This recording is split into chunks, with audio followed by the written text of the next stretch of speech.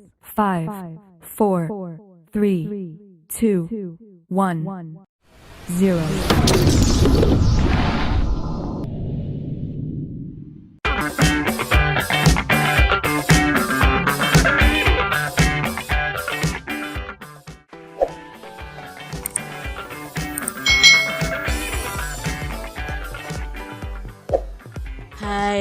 Hai. Selamat datang di channel YouTube Kak Citra.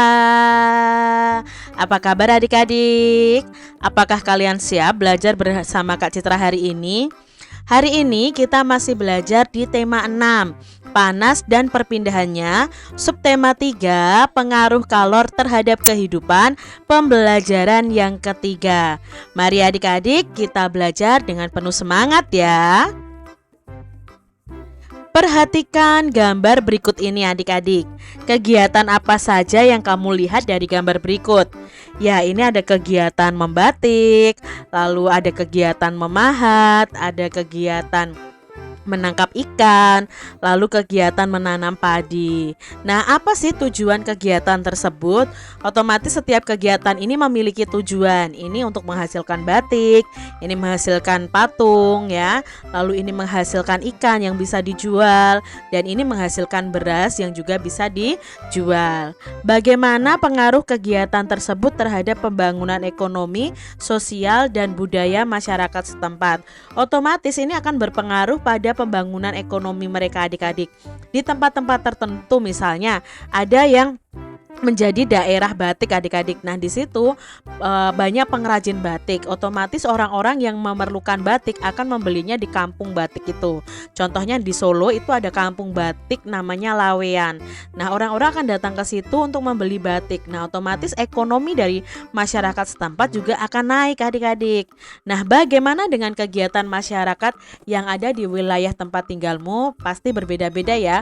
Kegiatan masyarakat di sekitar kita. Mungkin ada kampung batik di sekitar kita, atau yang tinggal di daerah pegunungan mungkin ada petani, lalu di daerah pantai itu ada nelayan. Nah, kegiatan kita itu di masing-masing masyarakat itu berbeda-beda tergantung wilayahnya. Nah, di sini ada bacaan peran masyarakat terhadap lingkungan sosial dan budaya. Mari kita simak bersama-sama. Masyarakat Indonesia merupakan masyarakat yang selalu menghargai warisan budaya nenek moyangnya. Bentuk penghargaan tersebut antara lain ditujukan dengan kebiasaan melakukan kegiatan tradisi dalam kehidupannya.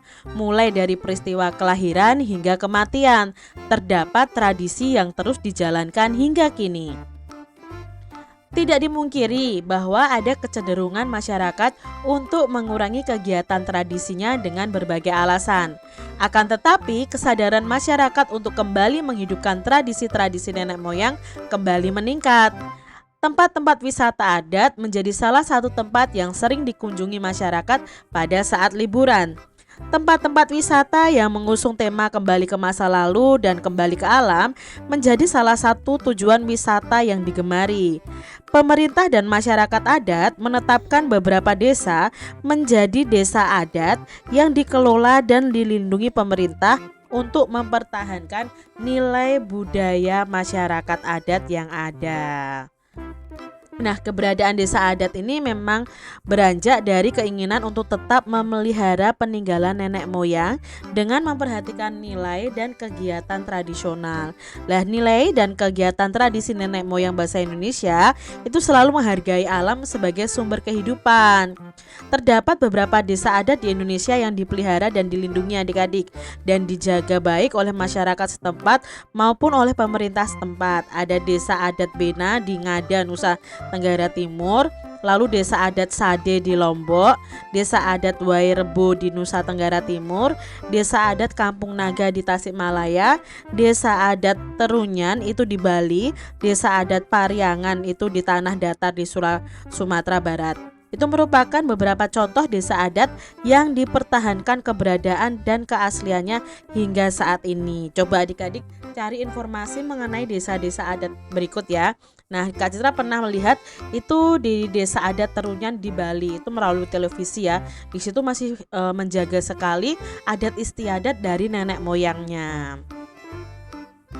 Ada juga beberapa desa adat dan kehidupan masyarakat asli yang diperkenalkan ke masyarakat luas melalui beberapa orang setempat yang peduli untuk mempertahankan nilai budaya dan kegiatan tradisinya.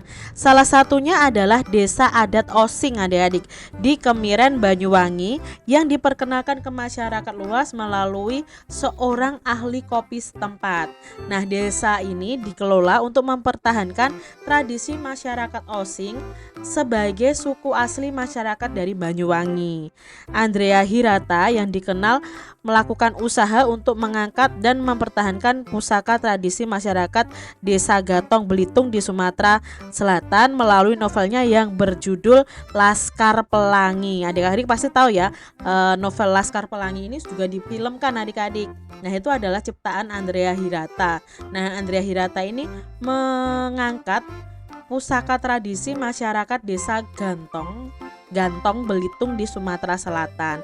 Nah, Andrea ini mengenalkan kehidupan masyarakat Melayu yang tinggal di Desa Gantong, tanah kelahirannya. Diambil dari berbagai sumber adik-adik yang ada di media elektronik. Itu tadi adik-adik informasi mengenai pengaruh dari sosial budaya untuk masyarakat. Adik-adik, berdasarkan bacaan di atas, kita akan bersama-sama menuliskan hal-hal yang kita pahami, hal-hal penting dari setiap bacaan yang ada. Nah, misalnya di sini di paragraf 1 itu isinya adalah masyarakat Indonesia itu selalu menghargai warisan budaya nenek moyangnya. Paragraf kedua itu berisi ada kecenderungan masyarakat itu untuk mengurangi kegiatan tradisinya. Lalu paragraf yang ketiga isinya tentang desa adat itu memelihara peninggalan nenek moyang. Dan di paragraf yang keempat, beberapa desa adat dan kehidupan masyarakat asli yang diperkenalkan ke masyarakat luas. Itu isi dari masing-masing paragraf. Lalu bagaimana bentuk diagram peta pikiran yang bisa kita ambil dari bacaan tadi? Nah, bacaan tadi kan berjudul peran masyarakat terhadap lingkungan sosial budaya. Di paragraf 1, masyarakat Indonesia itu selalu menghargai warisan budaya nenek moyangnya, mulai dari peristiwa kelahiran hingga kematian. Lalu di paragraf kedua, ada kecenderungan masyarakat untuk mengurangi tradisi nenek moyangnya. Namun kesadaran masyarakat itu kembali untuk menghidupkan tradisi nenek moyang supaya lebih meningkat lagi adik-adik. Desa adat ini di paragraf ketiga memelihara peninggalan nenek moyang. Terdapat beberapa desa adat di Indonesia yang dipelihara, dilindungi dan dijaga baik oleh masyarakatnya. Dan di paragraf yang keempat ada beberapa desa adat dan kehidupan masyarakat asli itu diperkenalkan ke masyarakat luas. Salah satunya adalah desa adat Osing di Kemiren Banyuwangi. Nah, kesimpulan dari bacaan tadi apa? Ini adalah kesimpulannya adik-adik. Masyarakat Indonesia itu selalu menghargai warisan budaya nenek moyangnya. Misalnya kegiatan tradisi peristiwa kelahiran hingga kematian. Ada kecenderungan masyarakat untuk mengurangi kegiatan tradisinya. Namun kesadaran masyarakat untuk kembali menghidupkan tradisi-tradisi nenek moyang kembali meningkat. Desa adat memang untuk tetap memelihara peninggalan nenek moyang. Terdapat beberapa desa adat di Indonesia yang dipelihara, dilindungi, dan dijaga baik oleh masyarakat. Nah, beberapa desa adat dan kehidupan masyarakat asli yang diperkenalkan ke masyarakat luas, salah satunya adalah desa adat Osing di Kemiren Banyuwangi. Itu kesimpulan atau ringkasan dari bacaan tadi adik-adik. Adik-adik, pagi ini sekolah ramai dengan para siswa yang mengenakan batik berbagai motif. Hari ini adalah Hari Batik. Hari Batik itu dirayakan setiap tanggal 2 Oktober 2009 setelah UNESCO PBB menetapkan batik itu sebagai warisan kemanusiaan budaya lisan dan non-bendawi. Nah, para siswa dan guru di sekolah merayakannya dengan mengenakan baju dengan motif batik yang berbeda-beda. Jadi setiap tanggal 2 Oktober adik-adik itu biasanya kita merayakan Hari Batik Nasional. Kita memakai batik khas daerah kita masing-masing. Nah, di sini ada percakapan Siti dan Lani adik-adik. Mari kita simak bersama-sama. Hai Lani, kamu terlihat cantik dengan motif batik itu. Bagaimana rasanya memakai kain bermotif batik, Lan? Batik dari mana? Dari daerah mana itu, Lan? Tanya Siti. Terima kasih Siti, aku suka memakai baju bermotif batik ini. Bahannya nyaman dan tentu saja aku suka dengan motifnya. Cantik ya, ibu membelinya di Pekalongan saat mengunjungi salah satu kerabat di sana. Bagaimana denganmu? Kata Lani. Kata ibu, batikku berasal dari Solo. Warnanya lebih banyak warna alam seperti coklat dan putih. Berbeda dengan motif yang kamu kenakan ya, motif batikmu lebih berwarna. Tetapi aku suka sekali dengan yang ini. Ibu bilang aku terlihat anggun dengan baju motif batik ini. Tahukah kamu cara pembuatan batik yang dilakukan nenek moyang kita? Tanya Siti. Ya, aku pernah melihatnya di televisi. Setelah membuat pola yang juga diwariskan secara turun-temurun, para pembatik akan memanaskan malam di dalam sebuah wajan logam. Lalu dengan menggunakan canting yang terbuat dari logam juga, mereka akan mulai membatik. Setelah itu, kain yang sudah dibatik akan dicelupkan ke dalam air panas untuk meluruhkan malam, lalu mencelupkannya ke dalam pewarna. Setelah itu, kain akan dijemur di bawah sinar matahari. Jelas, Lani? Wah, kamu tahu betul proses pembuatan batik, Lani. Informasi dari media elektronik seperti televisi memberikan informasi untuk pengetahuan kita ya. Setelah saya mendengarkan penjelasanmu, ternyata nenek moyang kita pun tahu betul cara memanfaatkan sumber panas untuk kegiatan membatik ya. Hebat, saya semakin bangga dan ingin tahu lebih banyak tentang keunikan masyarakat di Indonesia. Kita cari tahu dari media elektronik lainnya yuk, ajak Siti. Nah itu tadi percakapan Siti dan Lani mengenai batik yang mereka kenakan adik-adik. Nah, keunikan suatu daerah dan masyarakatnya kini menjadi modal utama untuk meningkatkan kehidupan masyarakatnya. Banyak daerah yang berusaha menggali potensi daerahnya dan mengembangkannya agar masyarakat itu mendapat banyak manfaat adik-adik. Nah, salah satu contohnya adalah perajin batik Osing di Banyuwangi tadi. Yuk kita simak bersama-sama kisah tentang perajin batik Osing ini. Nah, masyarakat Osing yang tinggal di daerah pesisir ujung timur Pulau Jawa, tepatnya di Kabupaten Banyuwangi, telah lama melakukan kegiatan membatik. Nah, kegiatan ini umumnya dilakukan dalam skala industri rumah tangga. Setiap kelompok pembatik bisa memiliki motif sendiri yang menjadi keunikan dari kelompok tersebut.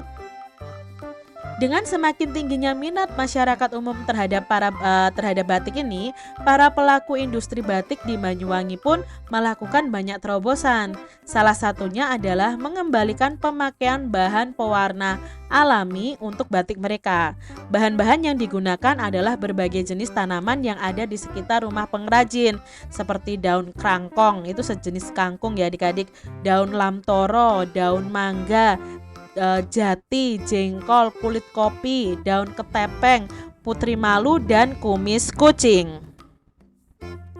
Nah, untuk semakin memperkaya penggunaan pewarna alam dan memperbanyak kreasi motif, desainer nasional bernama Merdi Sihombing dilibatkan.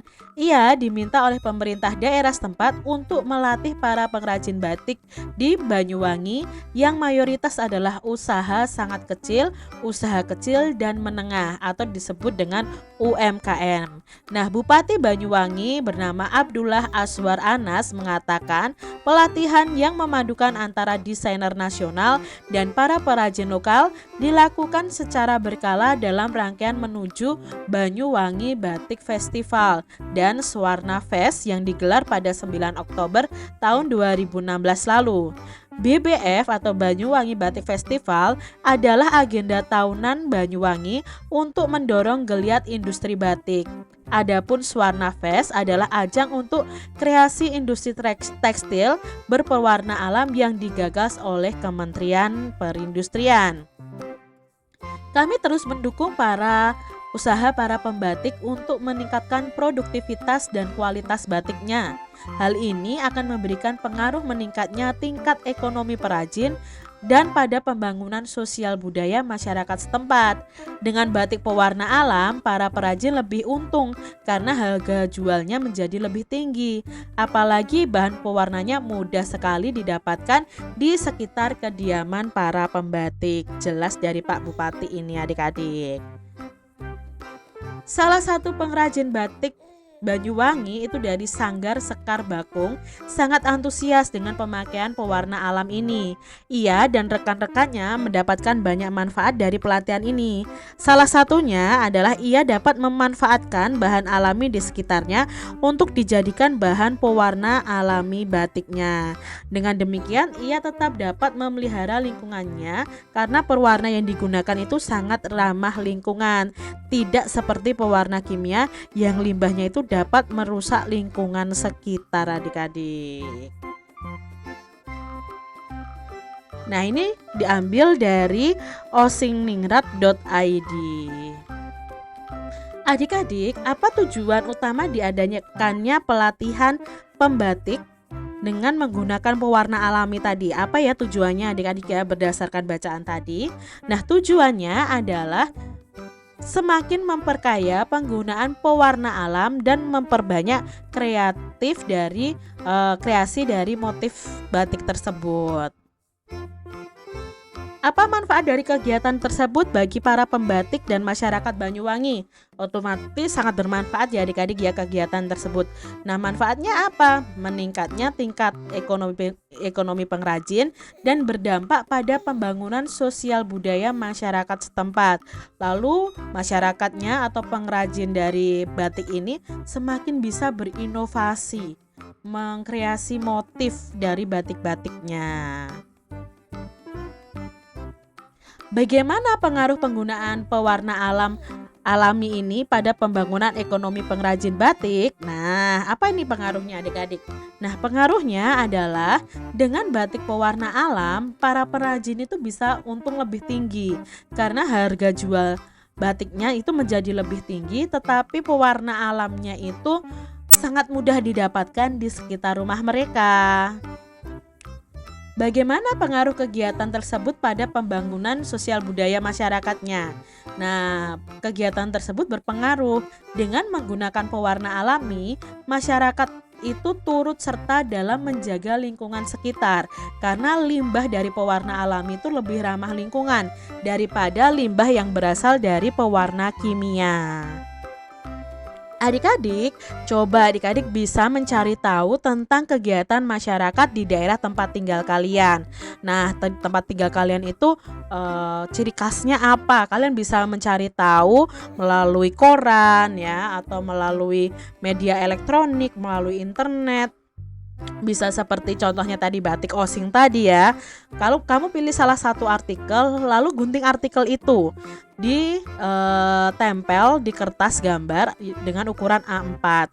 Lalu kamu bisa membaca artikel itu adik-adik.